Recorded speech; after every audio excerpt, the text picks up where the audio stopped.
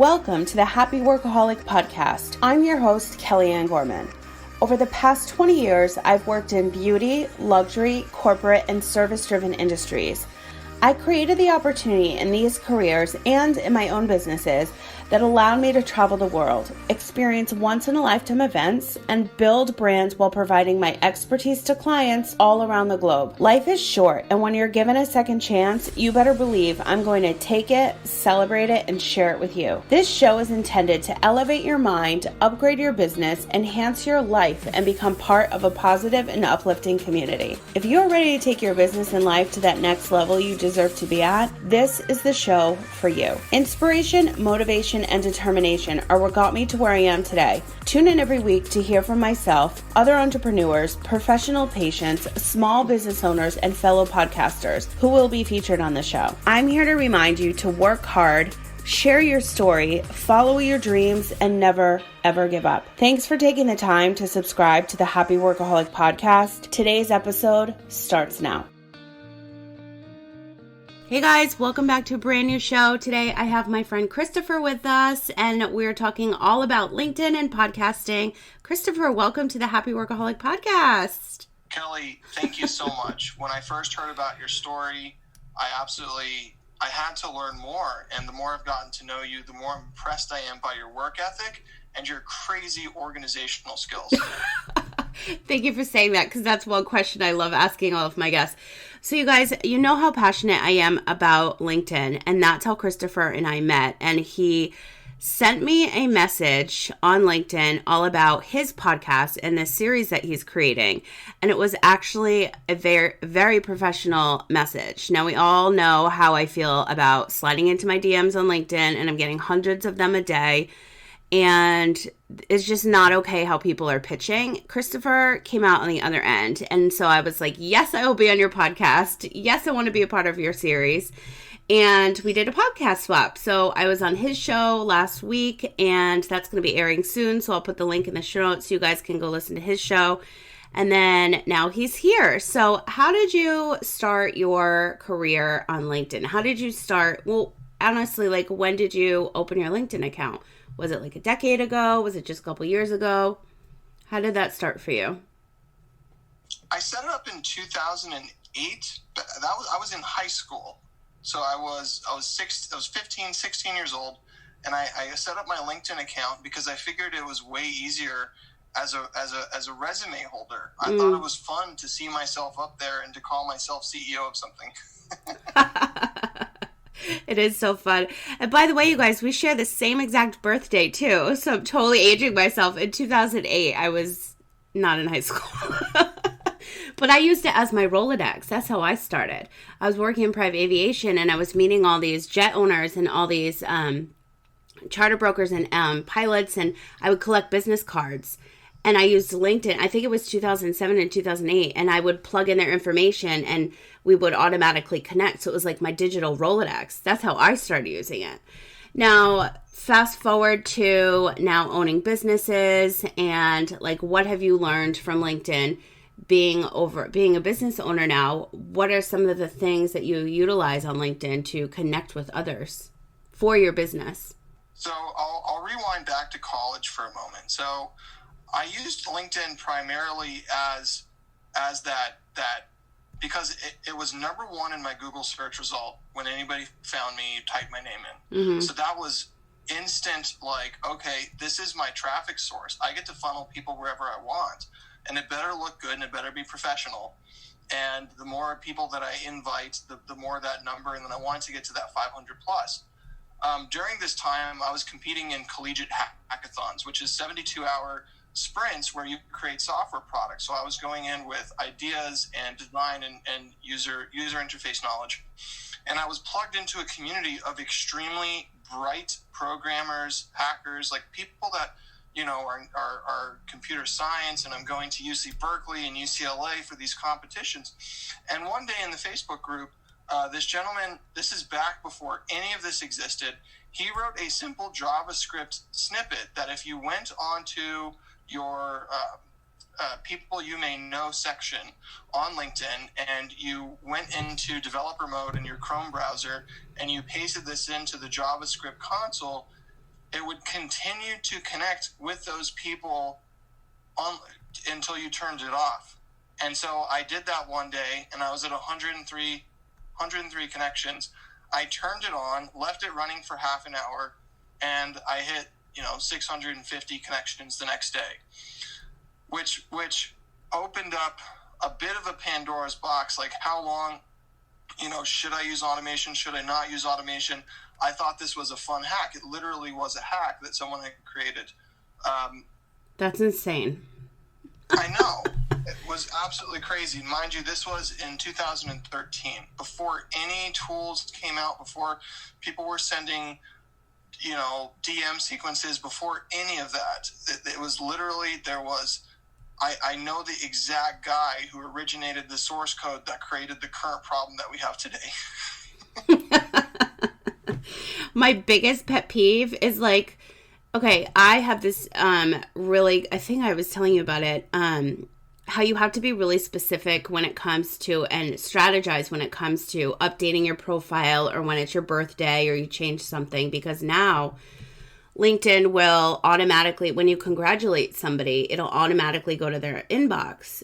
So when I always launch something on my birthday, our birthday. So when I put a new episode out for my birthday, everybody would say, rewind.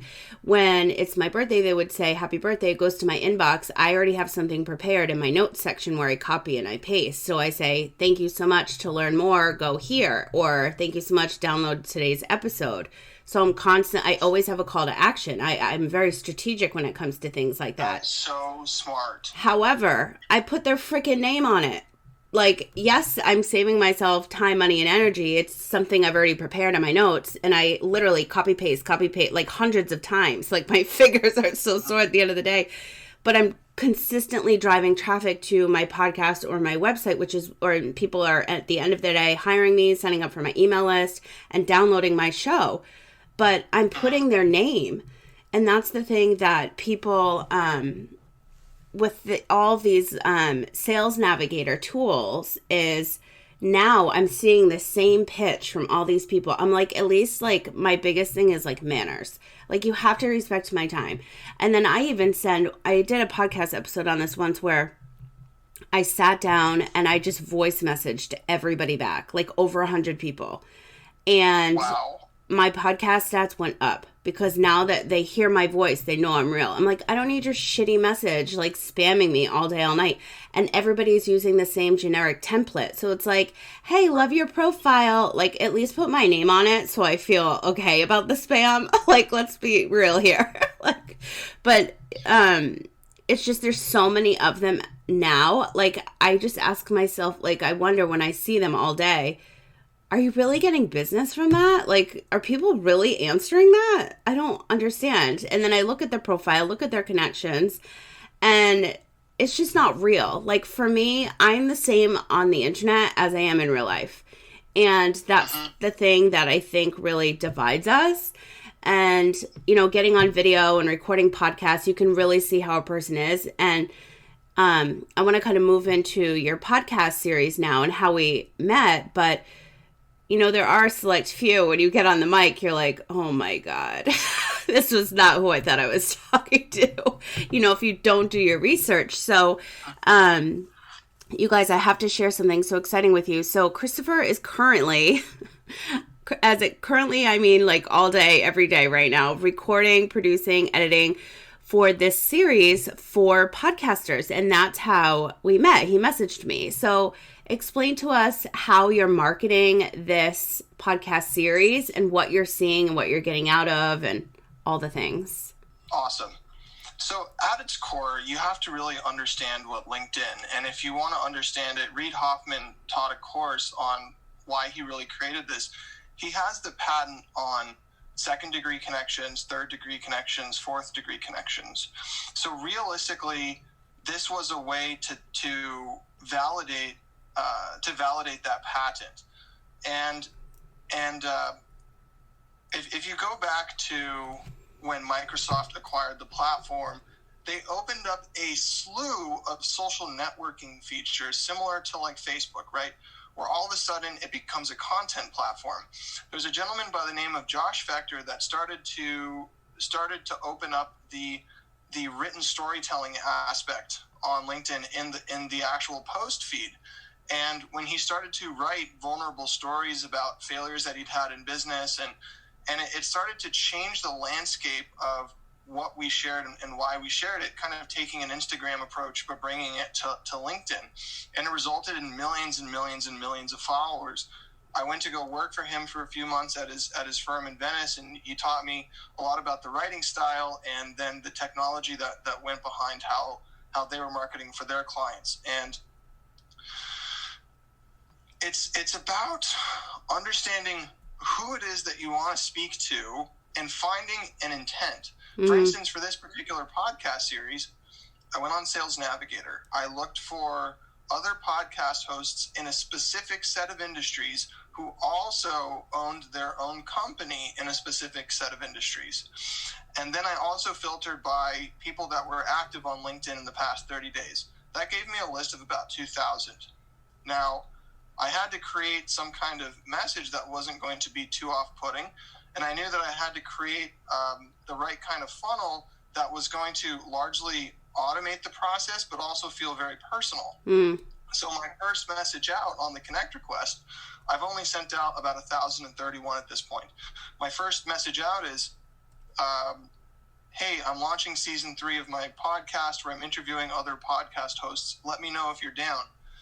The interesting part about that, let me know if you're down, there's a very personalized aspect to that. And it also incites a response.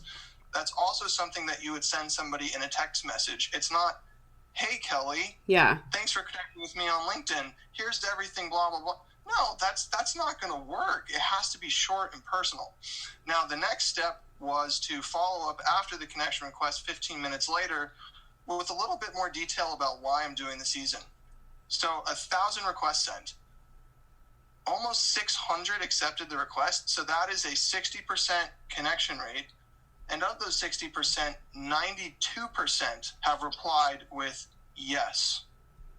And of those 92%, my next message went out where I said, awesome, I'm looking for, because I've already pre-vetted this entire list of people. These are all people that I want to interview. The next message out said, awesome, I'm looking forward to our interview. I've created a page where you can learn more about the season, learn more about myself. And here's the page. Boom, you go onto the page, you see a video of me sharing something vulnerable from my background and my history and showing that, yes, this is a legitimate podcast. I'm doing this for a legitimate reason. Here are some of my past guests that, that have been on the show. And then you click a button. I collect all the information I need in order to have my show notes and to interview somebody. And then they book a link in my calendar directly to that. The interesting part is I did not expect more than 20 people to really sign up. I wasn't sure what the conversion rates were going to be on this activity. But since I launched it, I had to turn it off because 115 people have booked with me through the end of August. And now I have a whole separate set of problems to solve. Welcome to podcasting. The one thing that I liked that you said in your very first message to me was season 3. So it shows that you're experienced, because I don't have time for like one-offs. You know what I mean? Like if I'm giving my time for a show, I want it to be, I do my research. First thing that I love that you had was the video. It shows that you're real, you're authentic, you shared a part of your life. People don't expect that coming from LinkedIn. And immediately I was like, I'm down. And then it makes it, you already, like, this is the thing that podcasters need to know, and I preach this all the time, is that with any other business, you have to be organized and you have to have your systems in place. However it is that works best for you. You sat down, you got your video made, you set up your Calendly link. I can never say that word, Calendly link, and everything. So it was set up and it's automated. But now you have to record, you have to produce, you have to edit and all of this. But how many, well, you said you turned it off now, right? Yeah, I literally had to turn it off because it worked too well. That's amazing. And how is it going? How are your interviews? Are you just blown away by everybody's story? I'm absolutely shocked because, look, the reason why I really started this is I went on a Google search and I typed podcast demographics, podcast psychographics, more about who people were and limited information on audience and psychos, who's actually running this. And so I knew that podcasting had changed my life, going from a selfish existence to an existence where I'm including others and sharing their stories. So I thought maybe it's possible that there's other crazy people in the world out there like me. And you know what? There are. And these are some of the best fucking conversations I've ever had in my life. Yeah. That's the thing about podcasting is that, you think, you know something about somebody's story and then you really start diving in and hearing, like, we all have a story to share. That's something I say all the time. Like, share your fucking story because you're able to help at least one person. I promise you that. Like, I tell my clients that, I tell my friends that. Like, if you feel comfortable, you don't want to be on video, you want to be on audio, like, that's where podcasting comes in. It's like we get to share the stories of others now, which is even more amazing. What do you have coming up right now? I know that you released a book. Can you touch on why you did that and what it looks like for you right now? Yep. Here's the book. Here it is. Profit. So this is based on something very simple that a mentor of mine taught me. He said businesses are built on profit. And my original understanding of profit was charging $2 and delivering $1 value. Like, okay, you got to keep your margins high.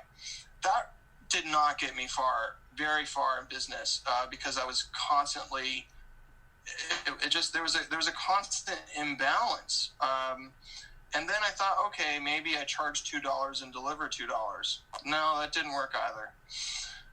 Then charge $2, charge $1, deliver $2. That's a really fast way to go broke.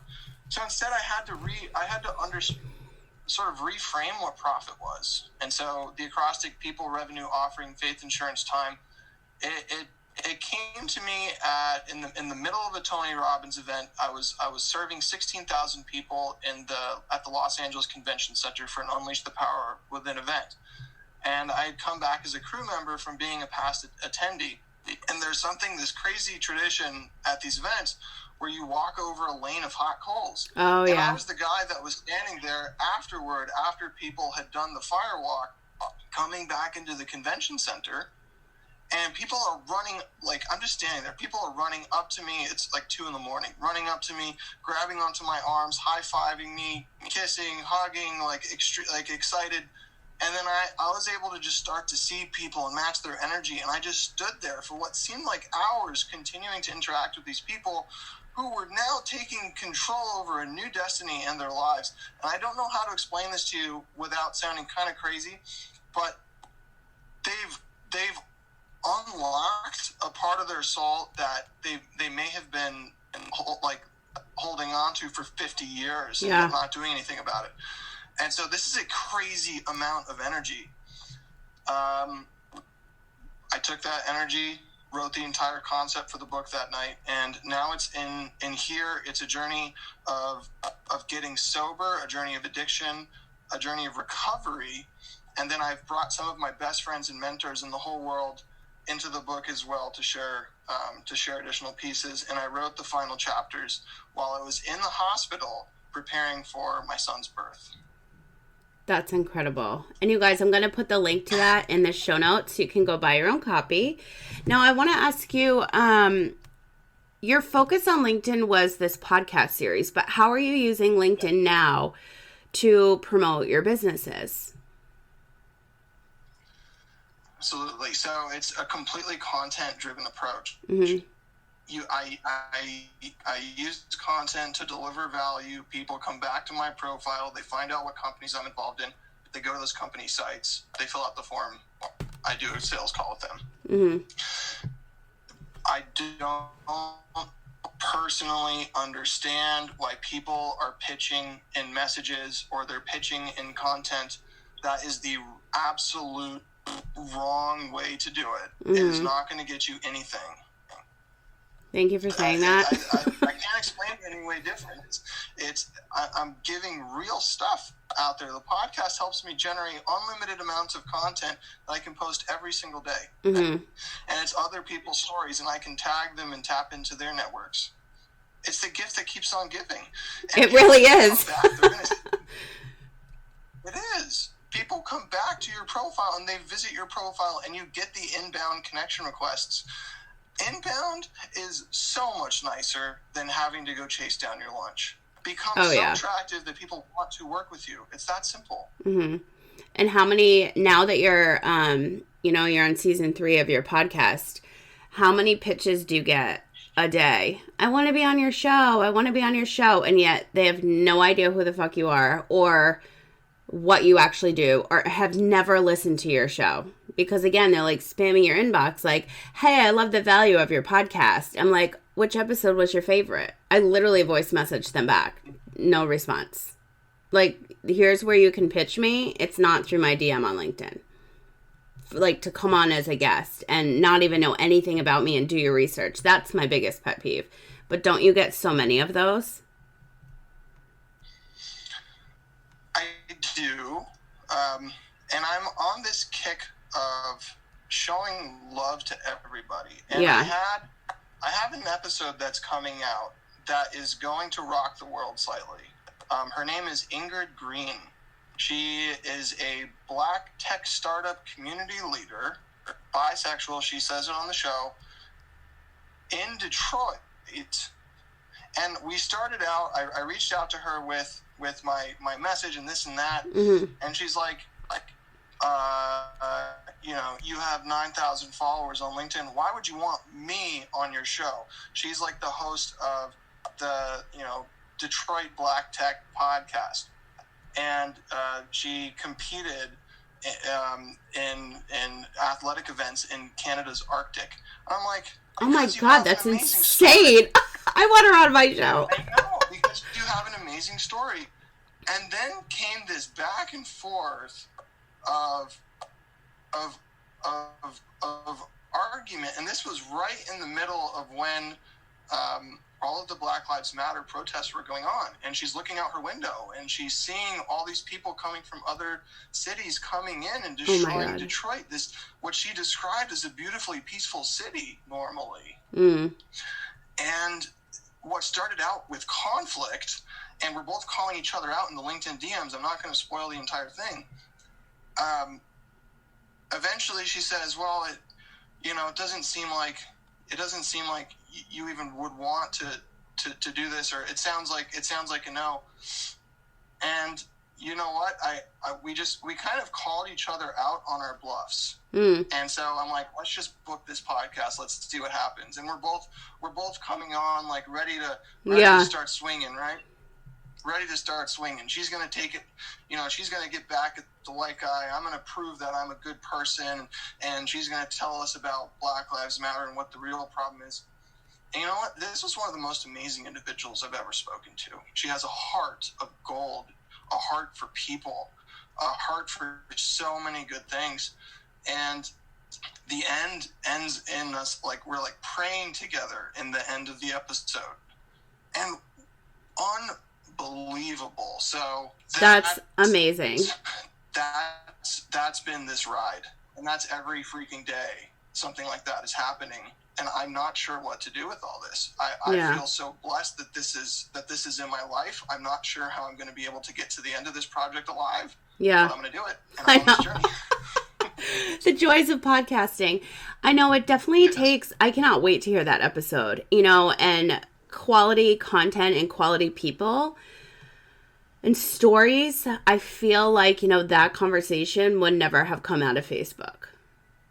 It came out of LinkedIn for a reason. You know what I mean? And that's why more people need to be on LinkedIn and see like what tools work best for you. I mean, for myself, every single one of my podcast episodes gets repurposed as a published post. I'm consistently driving traffic back to my site, back to my show.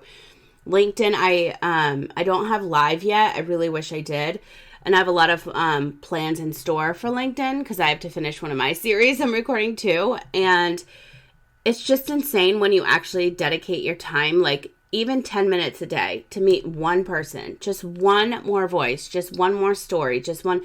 And now, as podcasters, like, I'm so grateful I have this platform that I get to have people like you on my show and share your story, and have other people. Some people have never shared stories before that they share on the podcast because they feel comfortable. Same thing with you, right? You're like, oh my God, like, I'm honored that you would even say this. And then at the end of the episode, you guys are praying. Like, that's unbelievable. Like, that would never happen on a YouTube, just one-off video, like, because they feel comfortable, because you've warmed them up in LinkedIn, on Messenger and all of that. Like, I just think it's unbelievable what you're doing with this series.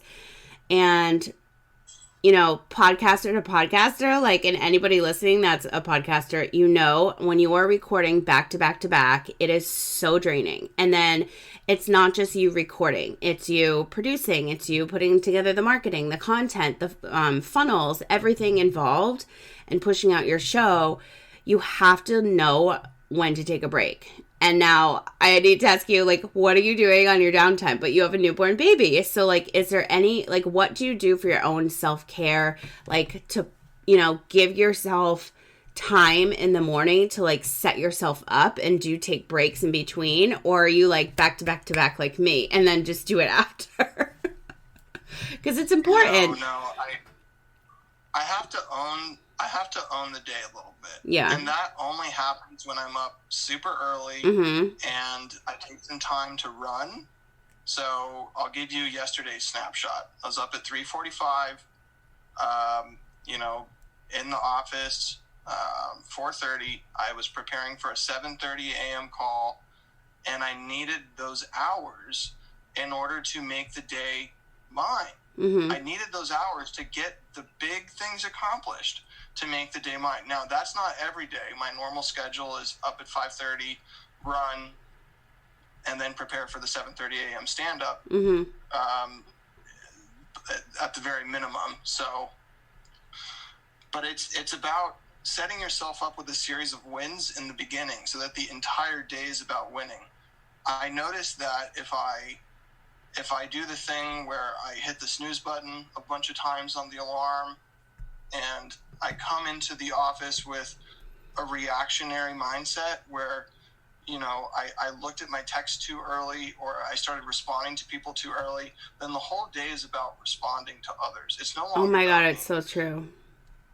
You know what I'm saying? And if your first action is to take a bit of a mindfulness practice, to meditate, to pray, I like to read the Bible a little bit, and go out and go run, even if it's for 1 mile, it changes literally everything for the rest of the day. Mm-hmm. It is not apparent the first time you do it. You only start to notice results after a few weeks. And when they kick in, you look back and you say, oh, I get it. It's compound interest. If you leave $1,000 in the bank with 1% compound interest every single year, you can't do anything about it. Eventually, it's going to become $1 million. It's true. And I did that during the pandemic. I was on a mission I didn't want to look back at this time. The only thing we have is time. I didn't want to look back at this time and wish I had done something. So I was on a mission. I did a whole show on this. I became debt-free. I booked out a series. I launched a program. I lost a couple of pounds, but I think I gained them back, but they'll go away again. And then I just I had a whole sheet of notes of things I accomplished during the pandemic. And something else that I did was this challenge, and it was to hold myself accountable in the morning, because I was falling into that pattern, like rolling over snooze. And it's not a good day after, like, when you hit snooze, it sets yourself up for failure for the day, I feel. And I agree with everything that you just said.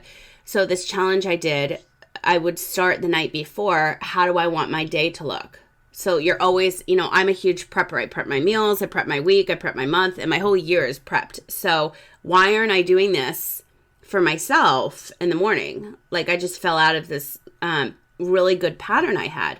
And now I'm back in it. I do my sound bath meditation, I journal, I have my candles, I have a whole morning situation, and I do it at night too, to set myself up. Like, I even have I close my books at the end of the night. Like, they can't be open when I come into the office. Like, I have to walk into like a brand new environment. So I close everything. Like, I close shop the night before, and it's just like little rituals. And I feel like as an entrepreneur, somebody running a business and a podcast like you have to set these little systems up for yourself, because you're so much more of a well-prepared individual for whatever the day holds, whether it's your family, whether it's your business, your podcast, everything. So I love that you shared that with us, because I think it's really important for people to know, you have to have these systems in place if you want to be successful. And I'm not just talking about in business, I'm talking about in life. If you are, you're sober, you got to put in the work. That doesn't just come like, okay, I'm going to stop drinking. No, it's a ritual. You have steps to go through for a reason, right? So I feel like it's really important to share, like, it's in life, not just in business, There's one critical aspect to that, which was probably the main thing that I learned through sobriety journey, is that isolation kills. It kills your spirit, kills your life. It'll literally kill you. If you think that your problems are unique and that you have to go at it alone, no. This is not true. We need people. We need to share with other people, and in turn, they will help you. You have to be able to receive the help. In turn, they will share their story with you. You'll realize you're not unique. You'll see their story in them, and they won't let you fail. If you get with the right people around you, they won't let you fail. It's going to make you more humble. They won't let you fail. And then eventually, you're not going to let them fail once you realize that there are people out there that are willing to be your safety net and your support net. And this comes with consistency, too. It's not going to happen on the first go-around.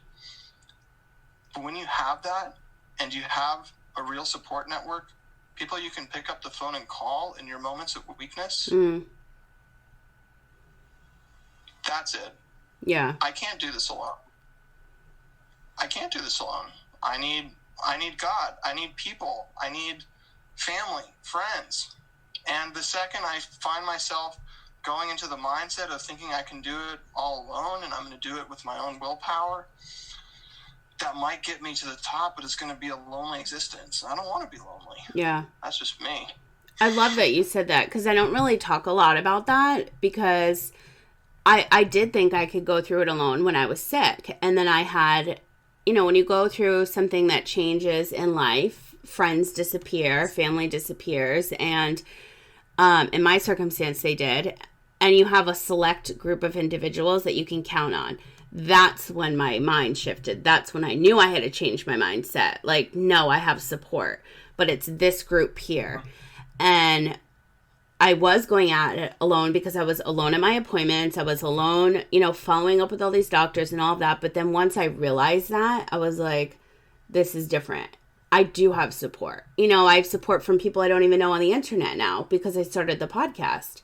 So I'm really glad that you pointed that out, because a lot of people are still in that mindset. They think they can do it alone. And I've been there. I tried many times, and now I'm on the other side, and I realize it's so much better when you have community. There's nothing like it. And because I have my hands in so many different projects, I have a lot of different communities, which I'm so grateful for.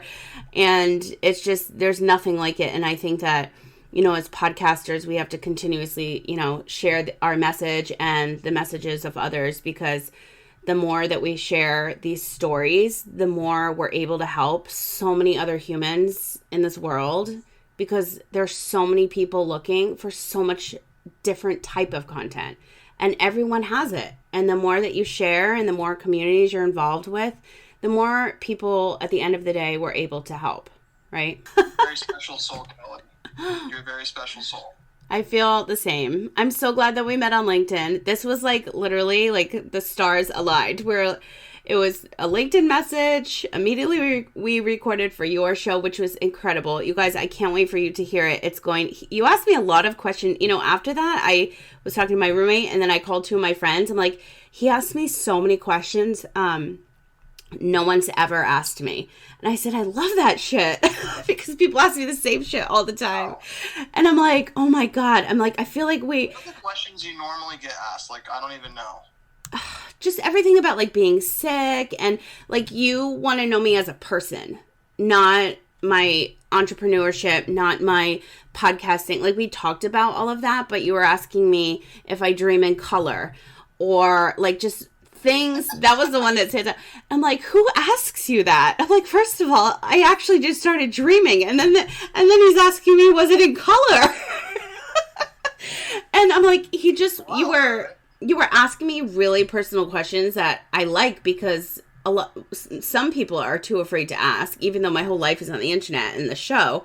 But most of the time, people are interviewing me for being misdiagnosed, the legal stuff, entrepreneurship, and a lot about business. And they assume they know everything about my personal life, but they don't ask. And you asked. And I was like, I love this. Second secret? There's one more secret. There's one more secret to that. What? Listening? The first answer that people give you is a pre-recorded tape in their mind that they're used to giving to everybody. You have to ask them the question again, or ask them to tell you more, and then they'll ditch the tape and they'll give you the real answer. But the first answer from anybody is a pre-recorded tape that they tell everybody. And it is sometimes, and I hate to say it, not the truth, but it's a safe version of reality that we feel comfortable saying. That's true. I mean, I have my script always in my mind because people ask the same shit all the time. I'm like, boom, boom, boom, done. But if you really want to get to know me, you ask these like really good questions, and you did. So I can't wait to share that episode with everybody. I'll put it in the comments below. So where can everybody find you? I'm going, besides your LinkedIn, can we mention a website? What do you have up and coming besides this series and your book? That will definitely be in the show notes. Well, career-wise, during the day, I'm the chief marketing officer of a unified communications company called Monster VoIP, the Happy Phone company. And additionally, I am the founder of a podcast automation platform called Salescast. I want to transform the entire B2B SaaS sales industry, and I want to change how podcasters manage their flows. I think if we create more efficiency in that space, we can share more conversations and make a greater impact. So salescast.co, SALESCAST.co. Awesome. Christopher, thank you so much for your time. This was awesome.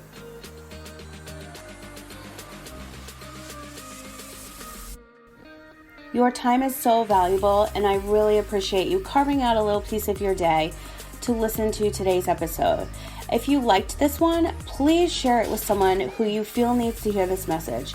And don't forget to tag me at The Happy Workaholic on Facebook and Instagram so I can feature you on my stories. Listening on Apple Podcasts, I would love it if you would leave me a review on today's show. Your input means so much and also helps me create more of the content you'll love. Want to continue today's conversation? You can join us in the Happy Workaholic Network Facebook group. Simply answer the questions and you're in. For more information on myself and to get the latest in business, LinkedIn, organizing, and podcasting news, sign up to receive my weekly newsletter at thehappyworkaholic.com. I hope that your day continues to be happy, healthy, positive, and productive, and I'll talk to you again soon.